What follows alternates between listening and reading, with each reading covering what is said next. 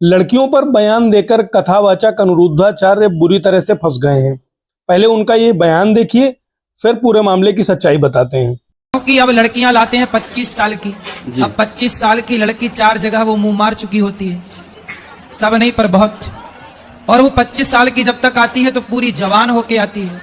जब जवान होके आएगी तो स्वाभाविक है कि वो अपनी जवानी कहीं ना कहीं तो वो उसकी जवानी फिसल जाएगी या जाएगी। जैसे कि अभी एक लड़के के संग हनीमून मनाने गई, परंतु वो किसी और के साथ वो रह चुकी थी, उसके साथ चक्कर था। अपने इस अमर्यादित बयान के बाद जब पूरे देश में अनिरुद्धाचार्य के बयान का विरोध होने लगा तो बाबा ने दोबारा सामने आकर माफी मांगी। जबकि सोशल मीडिया पर बाबा के खिलाफ एक दौर चालू हो गया है जिसमें हजारों तरह के कमेंट लोग कर रहे हैं।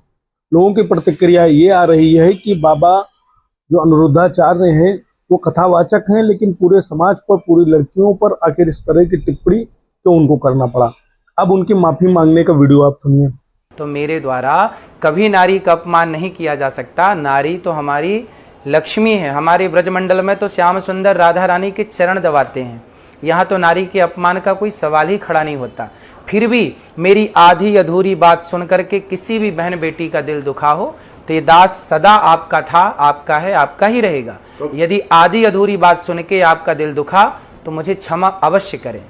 अनिरुद्धाचार्य के इस बयान को राज्य महिला आयोग ने भी संज्ञान लिया है। राज्य महिला आयोग ने इस पर कड़ी आपत्ति जाहिर की है। उनकी जो अध्यक्ष हैं उनको आप सुनिए, जानिए कि किस तरह से उन्होंने क्या कार्यवाही कराने के लिए कहा है।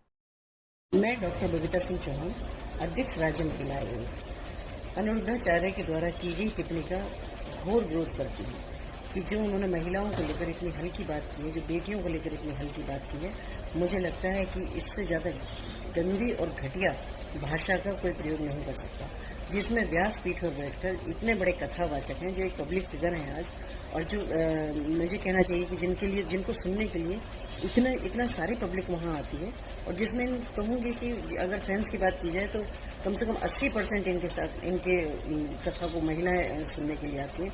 उसके बावजूद ये ऐसे शब्दों का प्रयोग कर रहे हैं इतने बड़े उसमें होके, तो मुझे लगता है कि ये कोई अच्छी बात नहीं है। या तो इनको बुद्धि नहीं है, या ये कम उम्र में इनको ज़्यादा शोहरत मिल गई, उसका ही इनको समझ नहीं आ रहा कि उसका उपयोग कैसे करें।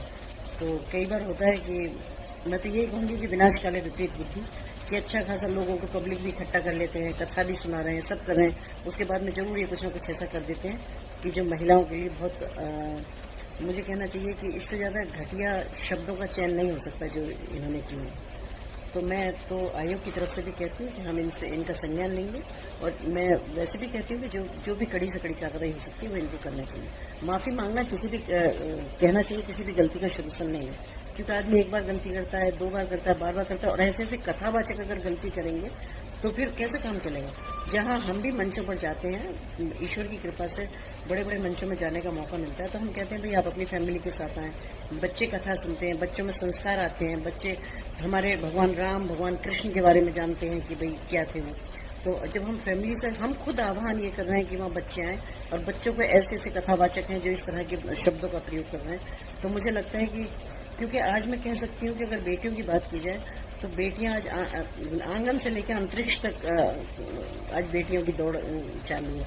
और अगर मैं देश की बात करूं या अपने प्रदेश की भी बात करूं तो माननीय प्रधानमंत्री जी आज महिला सशक्तिकरण पर इतना जोर दे रहे हैं, माननीय मुख्यमंत्री जी के द्वारा महिला सशक्तिकरण पर इतना काम किया जा रहा है, उसके बावजूद इतनी घटिया और इतने हल्के शब्दों का इस्तेमाल कर रहे हैं, तो ये बहुत ही गलत बात है।